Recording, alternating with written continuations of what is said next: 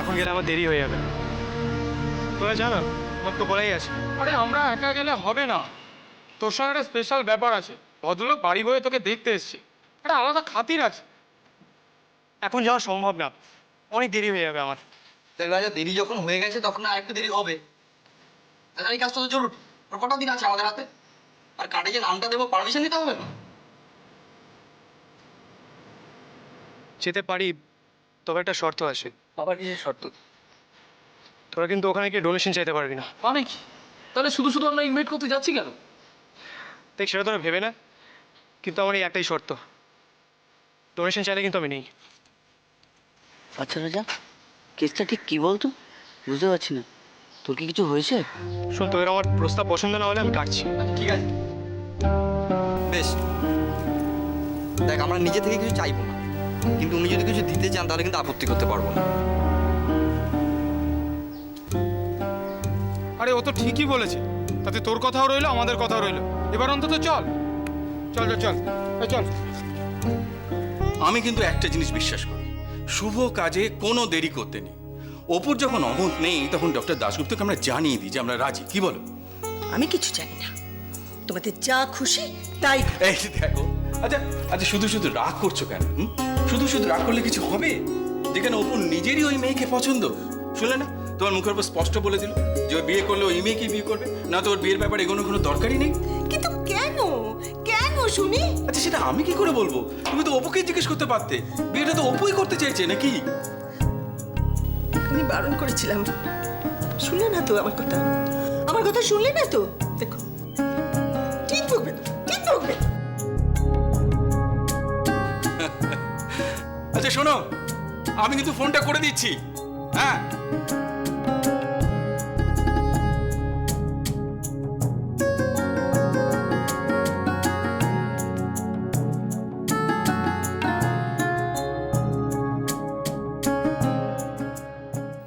হ্যাঁ বলুন ডক্টর ঘোষ, কালকে আপনাদের ফিরতে কোনো অসুবিধা হয়নি তো?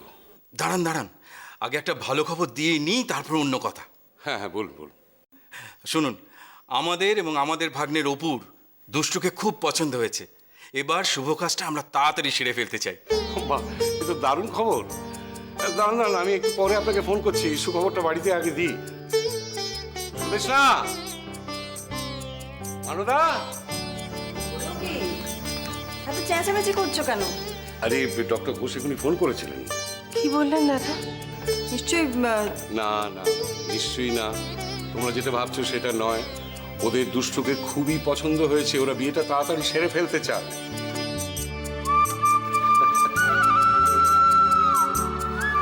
দিদি, একবার একবার কালীঘাটে যাই। হ্যাঁ, এত ভালো খবর, মায়ের কাছে একটু পুজোটা দিয়ে আসি। ঠিক আছে, ভালো খবর বলে নাচলে তো শুধু হবে না, মেয়েটাকে এবার একটু তৈরি করো, বুঝলে?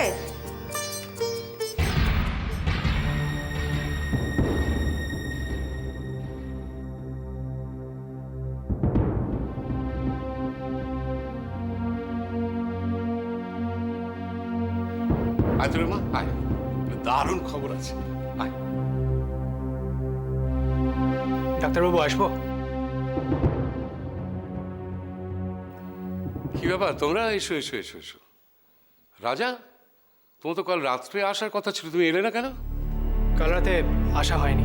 দাও কি? এক্সট্রা রিপোর্টটা।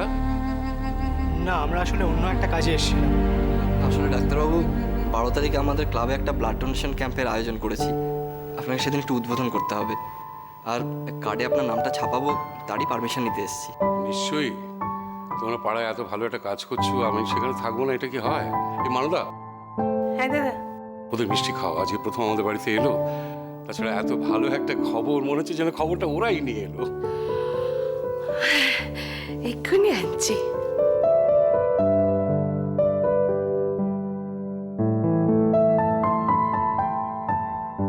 কি খবর স্যার? আমার মেয়ের বিয়েটা ফাইনাল হয়ে গেল, বুঝলে? পাত্রপক্ষে এক্ষুনি খবরটা জানাবো।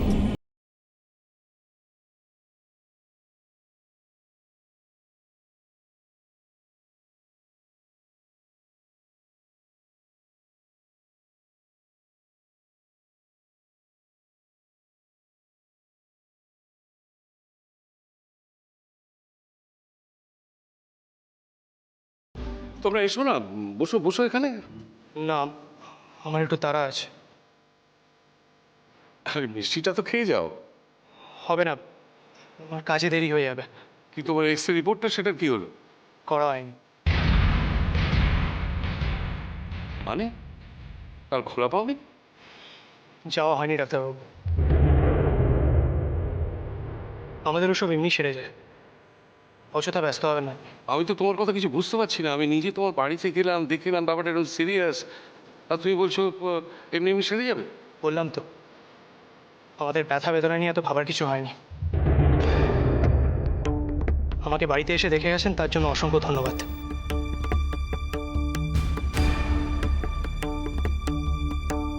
আমি আসি, পারলে আমাদের অনুষ্ঠানে আসবেন।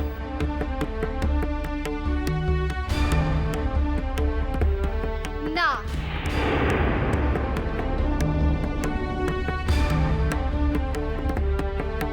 আমার বাপিকে যে ইনসাল্ট করে তার ইনভিটেশন আমার বাপি অ্যাকসেপ্ট করে না। আমার বাপি যাবে না। দুষ্টু, ভেতরে যাও।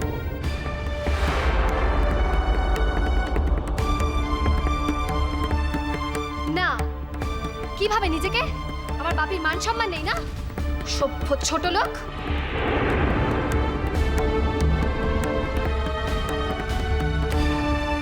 কে রাইট দিয়েছে আপনাকে আমার বাপিকে ইনসাল্ট করার? আমি যে অসভ্য ছোট লোক সেটা কি আর নতুন করে বলতে হবে? প্রমাণটা তো এর মধ্যেই পাওয়া হয়ে গেছে। কি চাইনি? আর ইনভিটেশনটা আমার একার না ডাক্তারবাবু, গোটা পাড়ার সব ছেলেদের কথা ভেবে তবে ডিসিশনটা নেবেন। আমি আসছি।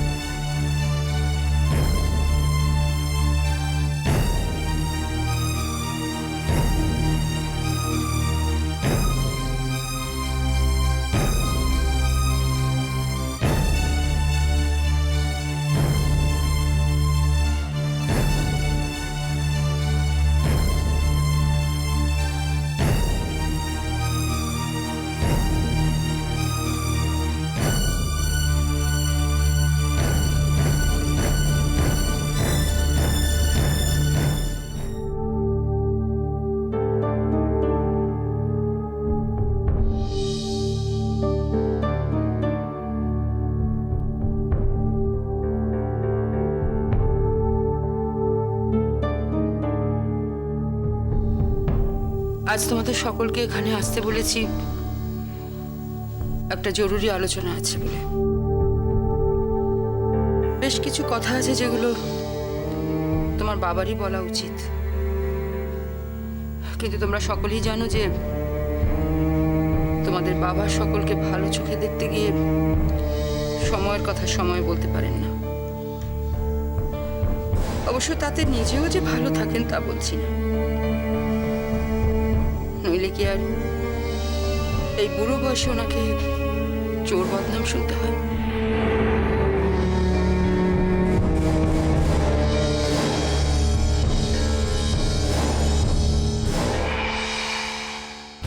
সেদিন আমি একটা ন্যায্য কথা বলেছিলাম, এখন কি সালিশি সভা ডেকে আমার বিচার হবে নাকি? মেজ বৌমা, তোমাদের সকলকে ডেকেছি একটা সাংসারিক বিষয় আলোচনা করবার জন্য। তোমাদের কারোর সঙ্গে আমাদের কোনো বিবাদ নেই, তাই আমার কথা শেষ হয়ে গেলে তোমার যা বলার তুমি বলো। না না, এই ব্যাপারটা কি? ভর সন্ধ্যেবেলা অফিস থেকে আসতে না আসতে তো এখানে জরুরি তলব করলে, আসল কথাটা বলবে তো। এই শোনো, তোমাদের কিন্তু হেয়ালি শোনবার জন্য আমি বেশিক্ষণ দাঁড়িয়ে থাকতে পারবো না। আমি জানি দীপু, তুমি খুব ব্যস্ত, অফিসের মিটিং এইসব নিয়ে তোমাকে এত ব্যস্ত থাকতে হয় যে বাড়িতে এসেও দরজা বন্ধ করে তোমাকে মিটিং করতে হয়। অবশ্য সবই তোমার ভালো থাকার জন্য। আপনি কি বলতে চাইছেন সেটা স্পষ্ট করে বলুন তো। আমি আমার স্বামীর সঙ্গে দরজা বন্ধ করে কথা বলবো কি গল্প করব, তাতে আপনারা তো গায়ে জ্বালা ধরছে কেন মা? এই তো মেজ বৌমা কেমন সুন্দর বুঝতে পেরেছে আমি কি বলতে চাইছি। আর গায়ে জ্বালা ধরার কথাই যদি বললে মেজ বৌমা, তাহলে বলি, তুমি তো আর মা হওনি।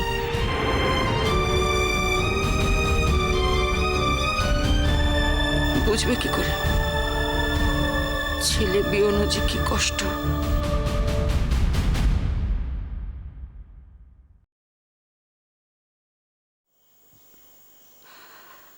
হ্যাঁ, কাজের কথাটা বলি। তোমাদের বাবা আর আমাদের দুজনের ইচ্ছে যে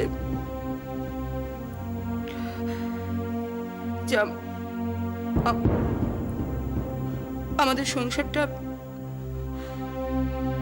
সামনের মাস থেকে আলাদা হয়ে যাক।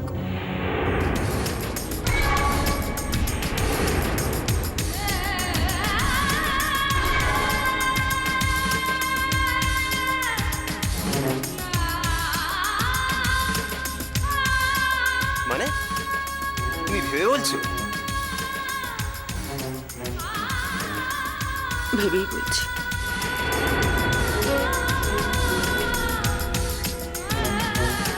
আলাদা হয়ে যাবো মানে? মানে বাকিটা আমাকে বলতে দাও।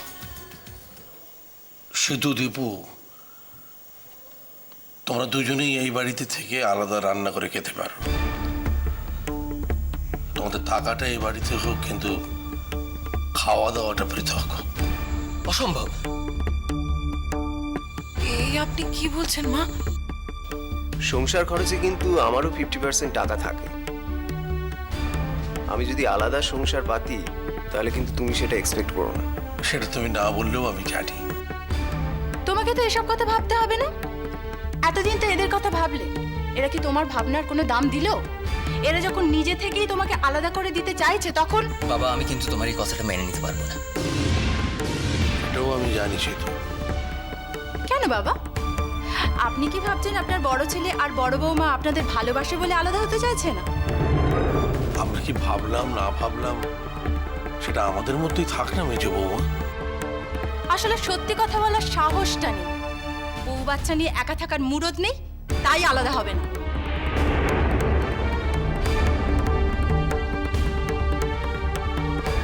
সবাইকে নিজের আয়নায় বিচার করো না বিশাখা। চুপ করো শুধু। আরেকটা জরুরি কথা তোমরা দুজনে শুনে রাখো। আশা করব যে আমার এই কথাটা তোমরা দুজনের পর মেনে চলবে। আজকের পর থেকে আমাদের এই পরিবারের অন্য সদস্যদের, মানে আমরা যারা একসঙ্গে থাকব, তাদের কোনো রকম অপমানজনক কথা তোমরা কেউ বলবে না। সে রাজাই হোক, মুন্নিই হোক, আর যে কেউ হোক। বুঝতে পেরেছি, আপনার ছোট ছেলেকে নিয়ে বলা হয়েছে, তাই তো? ব্যাস, এ ব্যাপারে আর একটা কথাও আমি তোমার মুখ থেকে শুনতে চাই না। আমি যখন কি ব্যাপার বড় বৌমা, কটা বাজে খেয়াল আছে? মেয়েকে খাওয়াবে না? হ্যাঁ মা, আমি যাচ্ছি। তবে মা, একটা কথা শুনে রাখো, আমি কিন্তু আলাদা হওয়ার কথা কোনোদিন ভাবিনি। তোমরা আমাকে আলাদা করে দিলে, তাই এবার থেকে সংসারের ভালো মন্দে আমার কাছ থেকে কিছু প্রত্যাশা করো না। তুমি কি মনে করো দীপু, তোমার কাছ থেকে আমরা অনেক কিছু প্রত্যাশা করি? না, যদি সত্যি সত্যি প্রত্যাশা করতাম, তাহলে চাইতাম যে যখন তোমার বউ তোমার দেবতুল্য বাবাকে চোর অপবাদ দিল, তুমি সেই বউকে ঘাড় ধাক্কা দিয়ে বাড়ির থেকে বের করে দেবে। সব নাটক। চলো চলো এখান থেকে।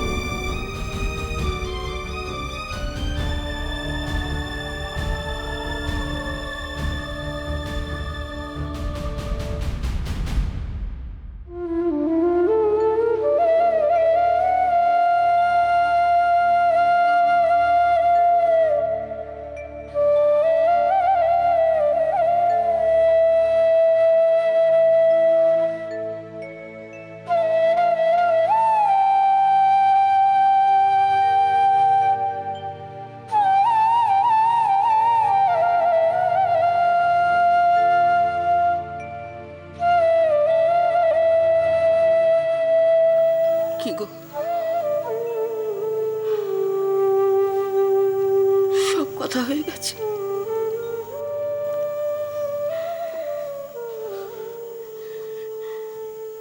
তোমার মেজ ছেলে মেজ বউ আমাদের সব কথা মেনে নিচ্ছে। তুমি আর কি করবে এখানে বসে থেকে? চলো খাওয়া দাওয়া করে ওষুধটা খেয়ে নাও। চলো।